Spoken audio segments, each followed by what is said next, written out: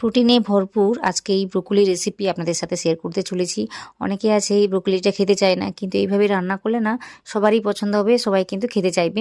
আর এটা রান্না করতে বেশি একটা সময়ও লাগে না। তো দেখতেই পাচ্ছেন ব্রোকলিগুলো একদম গোটা গোটাই রয়েছে। তো যেভাবে আমি রান্না করেছি ওইভাবে রান্না করলে কিন্তু একটুও ঘেঁটে যাবে না, বেশ গোটা গোটাই থাকবে, দেখতেও ভালো লাগবে আবার খেতেও ভালো লাগবে। রেসিপিটি দেখুন, আশা করি আপনাদের ভালো লাগবে। যদি ভালো লাগে তাহলে আমার ভিডিওতে একটা লাইক দেবেন, নতুন কেউ হয়ে থাকলে অবশ্যই আমার চ্যানেলটিকে সাবস্ক্রাইব করে নেবেন। তো এইভাবে আমাকে সাপোর্ট করবেন আর পুরো ভিডিওটি প্রথম থেকেই শেষ পর্যন্ত দেখবেন। তো সবার আগে নমস্কার, কেমন আছেন সবাই? আশা করি ভালো আছেন। শুভ্র শান্তি ব্লগে আপনাদের সবাইকে স্বাগত জানাই, আমি শান্তি। তেলের মধ্যে না ভেজে আজকে আমি এই যে হালকা সেদ্ধ করে এই ব্রোকলি রেসিপিটি রান্না করেছি। তো এইভাবে রান্না করলে এই যে ব্রোকলির মধ্যে যা কিছু পুষ্টিগুণ রয়েছে ওইগুলো কিন্তু আর অতটা নষ্ট হয়ে যাবে না। এটা কিন্তু ভীষণই খাওয়া ভালো। তো তাই আমি এইভাবে রান্না করেছি। তো আপনারা দেখতে পাচ্ছেন কড়াইতে আমি অল্প জল দিয়েছি, তারপর 500 গ্রামের মতো ব্রোকলি হবে, ওটাকে আমি কেটে ধুয়ে নিয়েছি। তারপর আমি ওটা দিয়েছি, ওই যে মটরশুঁটি আমি দিয়েছি, তারপর পরিমাণ মতো লবণটাকে দিয়েছি। দিয়ে না আমি 2 থেকে 3 মিনিটের জন্য সেদ্ধ করে নেব। আমি কিন্তু এর বেশি আর সময় নিয়ে সেদ্ধটা করব না, তাতে করে কিন্তু বেশি সেদ্ধ হয়ে যাবে, তো গলে যেতে পারে। তো তাই আমি কি করেছি, ওই 2 থেকে 3 মিনিটের মতোই সেদ্ধটাকে করে নিয়েছি। তো দেখতেই পাচ্ছেন এইভাবে মোটামুটি সেদ্ধ করে নিয়েছি। বেশি কিন্তু সেদ্ধ হয়ে যায়নি, মোটামুটি সেদ্ধ হয়েছে। তো আপনারা দেখতে পাবেন এইভাবে সেদ্ধটা করে নিলে পরে কিন্তু আর ঘেঁটে যাবে না।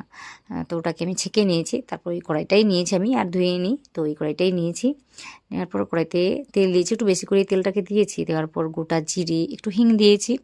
তো এগুলো দিলে না খেতে ভালো লাগে, তাই আমি দিয়েছি। তারপর তেজপাতা, তারপরে গোটা গরম মশলা দিয়েছি, ওই এলাচ, দারুচিনি, লবঙ্গ এগুলো দিয়েছি। তো দেওয়ার পর কিছুটা সময় নিয়ে ভেজে নিয়েছি। আমি লো ফ্লেম রেখেই কাজটি করেছি। তো ভেজে নেওয়ার পর এতে আমি দেবো ওই কিছু মশলা, যেমন গ্রেট করা আদা রসুন, তো ওটা আমি এখনই দিয়ে দিচ্ছি। তো রসুনটাকে আগে দিচ্ছি আমি, ওটা দিয়ে আমি একটু সময় নিয়ে ভেজে নিচ্ছি। তো একটু সময় নিয়ে ভেজে নিলে কিন্তু রসুনটা কি বলবো ভালোভাবে ভাজা হয়ে যাবে, আর এর গন্ধটা একদমই থাকবে না। তো এইভাবে মোটামুটি ভেজে নিয়েছি। ভেজে নেওয়ার পর এতে আমি দিয়েছি আদা, ওই গ্রেট করা আদাই দিয়েছি আমি, আপনারা দেখতে পাবেন।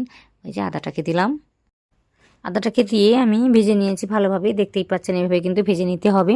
তো গ্যাসের ফ্লেমটাকে একদম লো রেখে কাজটাকে করতে হবে, না হলে কিন্তু মশলাগুলো পুড়ে যেতে পারে। তো এইভাবে একটু ভেজে নিতে হবে। ভেজে নেওয়ার পর আমি আগে থেকে কেটে রেখেছিলাম পেঁয়াজ, তো 2 বড় মাপের পেঁয়াজকে আমি কেটে নিয়েছিলাম, ওটাই দিচ্ছি। দিয়ে আমি এটাকেও আমি একটু সময় নিয়ে ভেজে নেব।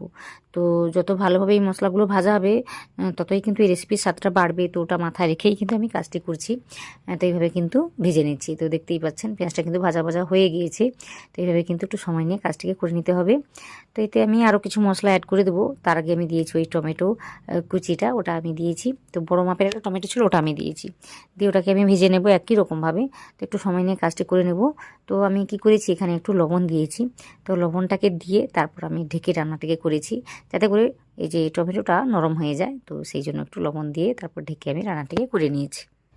তো এইভাবে ঢেকে যদি রান্নাটি করা হয়, আমি দেখেছি মশলাগুলো ভালোভাবে সেদ্ধ হয়ে যায় আর ভাজাটাও হয়ে যায়। তো যে কারণে একটু সময় নিয়ে আমি কাজটি করে নিচ্ছি। ওই 1-2 মিনিটের মতো ঢেকে রান্নাটি করে নেবো একদম লো ফ্লেমে। তো ততক্ষণে দেখিয়ে দিচ্ছি, দেখুন এই যে ব্রোকলিগুলো খুব সুন্দরভাবে সেদ্ধ হয়েছে, খুব কিন্তু ঘেঁটে যায়নি, মোটামুটি সেদ্ধ হয়ে গিয়েছে। ওই 3 মিনিটের মতো সেদ্ধটা করে নিলেই হবে। তো তারপরে মোটামুটি দেখিয়ে দিচ্ছি, দেখুন মশলা থেকে অনেকটা তেল বেরিয়েছে। তো এইভাবে কিন্তু ভেজে নিতে হবে। তো দেখতেই পাচ্ছেন খুব সুন্দরভাবে কিন্তু ওই যে টমেটোটা সেদ্ধ হয়েছে। তো এইভাবে একটু সময় নিয়ে কাজটি করলে কিন্তু এই যে কী বলবো, এই রেসিপির স্বাদ কিন্তু অনেকটাই বেড়ে যায়। আর খুব হাই ফ্লেম রেখেও কিন্তু কাজটি করা যাবে না, এতে করে মশলাগুলো পুড়ে যেতে পারে, তখন কিন্তু খেতে একটুও ভালো লাগবে না। তো এইভাবে মোটামুটি একটু সময় নিয়ে ভেজে নেওয়ার পর এতে আমি গুঁড়ো মশলাগুলো দিচ্ছি আমি। যেমন ওই যে লঙ্কা গুঁড়ো দিচ্ছি আমি 2 থেকে 3 চামচের মতো দিয়েছি। তারপর ধনে গুঁড়ো, জিরে গুঁড়ো, তারপর ওই যে হলুদ গুঁড়ো, ওটা আমি দিয়েছি। তো এগুলো কিন্তু দিতে হবে।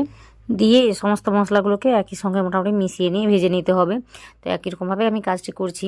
তো একটু সময় লাগবে, ঠিক আছে, এই মশলা কষানোর সময়টা যা লাগবে আর বেশি কিন্তু সময়টা লাগে না। তো আপনারা দেখতে পাবেন, যেহেতু আগে থেকে আমি ওই যে ব্রোকলিগুলো সিদ্ধ করে রেখেছি, বেশি কিন্তু একটা সময় লাগবে না। তো আজকে আমি যেভাবে রান্না করে দেখাচ্ছি, তো আশা করি আপনাদের অনেকটা সহজ মনে হবে বা ভালো লাগবে। যদি ভালো লাগে তাহলে আমার ভিডিওতে একটা কমেন্ট করে জানাবেন যে আজকের রেসিপিটা আপনাদের কেমন লাগলো। তো এখানে আমি কি করেছি, একটু জল দিয়েছি।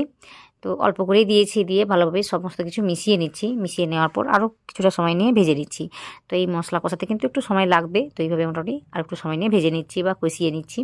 তো দেখতেই পাচ্ছেন মশলা কষানো কিন্তু হয়ে গিয়েছে, আর মশলা থেকে কেমন ওই তেল বেরোতে শুরু করেছে। তো এখনই বোঝা যাচ্ছে জিনিসটা সুন্দরভাবে হয়েছে।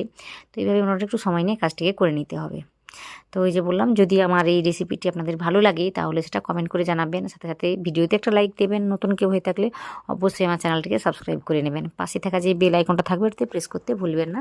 তো এইভাবে আমাকে সাপোর্ট করবেন। মশলাগুলোকে কষিয়ে নেওয়ার পর এদিকে আমি কি করেছি, আগে থেকে যে সেদ্ধ করে রেখেছিলাম ব্রোকলিটাকে, ওটা আমি দিয়েছি। দিয়ে সব কিছুকে মিশিয়ে নিচ্ছি। তো ব্রোকলির মধ্যে কিন্তু আগে থেকে আমার লবণ দেওয়া ছিল, তারপর আমি মশলা কষানোর সময় একটু লবণ দিয়েছি, তাই এখন আমি লবণটাকে দিইনি, পরে আমি চেখেই দেবো। তো এখন কিন্তু কোনো রকম লবণ আমি ইউজ করিনি।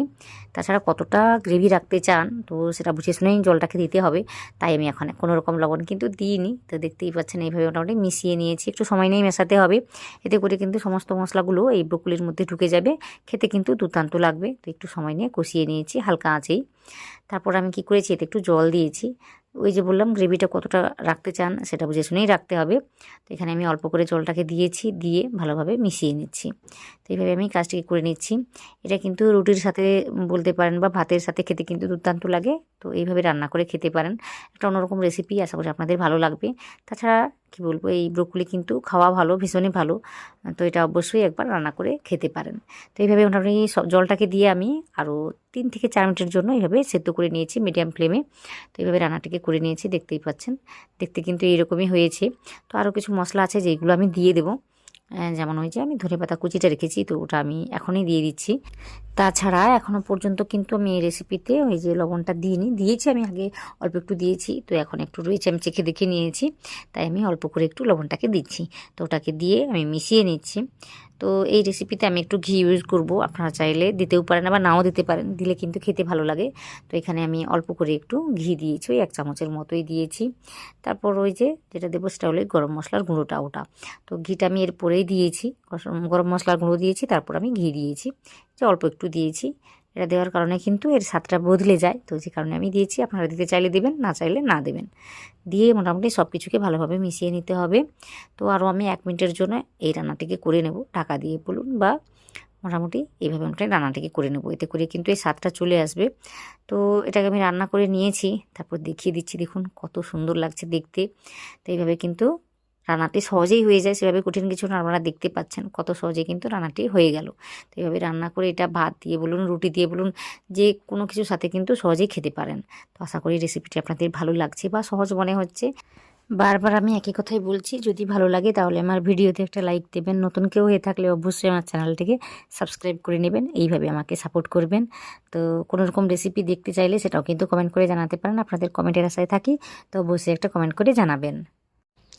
এই যে প্রোটিনে ভরপুর ব্রোকলির রেসিপি, আশা করি আপনাদের ভালো লেগেছে।